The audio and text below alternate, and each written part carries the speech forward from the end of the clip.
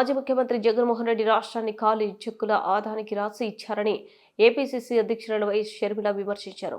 ఆంధ్రప్రదేశ్ను ఆదాని ప్రదేశ్గా మార్చేశారని మండిపడ్డారు.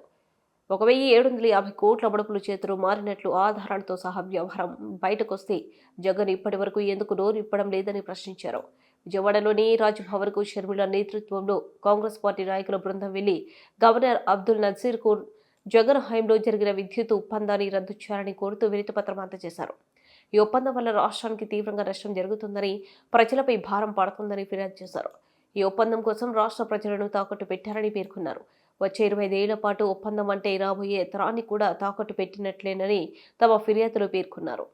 మేమందరం గవర్నర్ గారిని కలిసి ఇటీవల బయటపడ్డ అదానీ గ్రీన్ గారి సోలార్ పవర్ డీల్ లో జరిగిన అవినీతి గురించి గవర్నర్ గారికి చెప్పడం జరిగింది. ఈ డీల్ వల్ల ఆంధ్ర రాష్ట్రానికి కూడా నష్టం జరుగుతుంది అని చెప్పడం జరిగింది.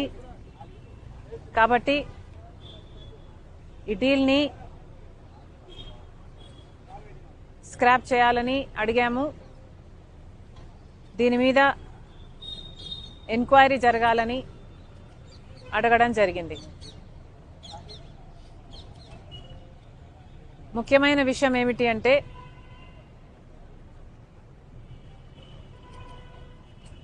అదానీ గారి ఈ డీలు ఆంధ్ర రాష్ట్రంలో చేసుకున్న ఈ డీల్ వల్ల నష్టపోయేది ఆంధ్ర రాష్ట్రం.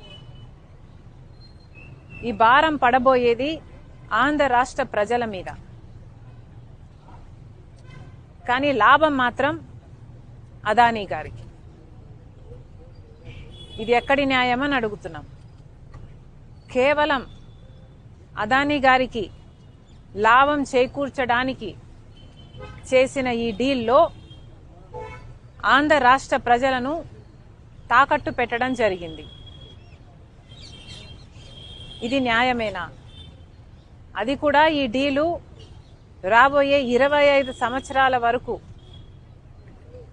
ఈ డీలు వర్తిస్తుంది అంటే ఈ తరమే కాదు వచ్చే తరానికి కూడా తాకట్టు పెట్టినట్టు దీని అర్థం కాదా? కేవలం ఒక్క అదానీకి మేలు చేయటానికి ఆంధ్ర రాష్ట్రాన్ని, ఆంధ్ర రాష్ట్ర ప్రజలని తాకట్టు పెట్టి వాళ్ళకు నష్టం వచ్చినా పర్వాలేదు అన్న రీతిలో ఆలోచన చేశారు.